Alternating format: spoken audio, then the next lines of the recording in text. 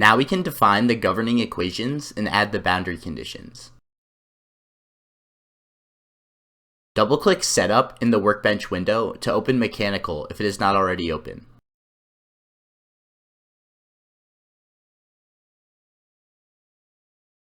Once it is open, start by selecting Geometry in the tree.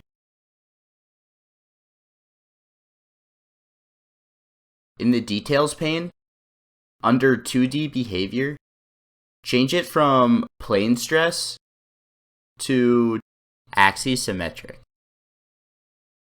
This tells the solver that we are modeling only a two-dimensional slice of a rotationally symmetric body. It will use the y-axis as the symmetric axis, which fits our geometry. Specifying that the geometry is 2D, using the static structural module, and selecting the 2D axisymmetric option gives the solver the information it needs to select the correct governing equations. Next, expand geometry in the tree and select the surface body. In the Details pane, under Material, ensure that assignment is set to structural steel. This is the default material and is what we will be using for the simulation. Expanding materials in the tree, we can click Structural Steel to view its properties.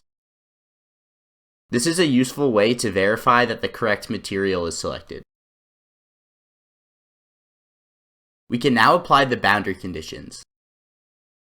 Select Static Structural in the tree. Under the Environment tab in the top bar, select Pressure. This allows us to add the applied pressure load to the inside of the vessel. Hold Ctrl on your keyboard and select the two inner edges.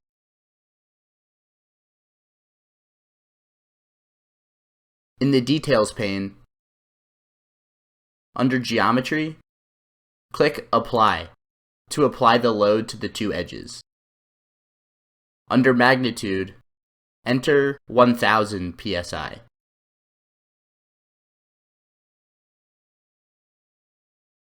This applies a distributed load normal to both of these surfaces. We also need to add constraints on the displacement of the model. Again, with Static Structural selected in the tree, under the Environment tab, select Frictionless.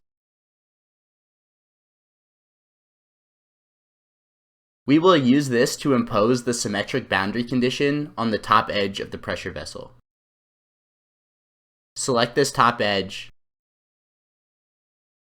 and click Apply in the Details pane.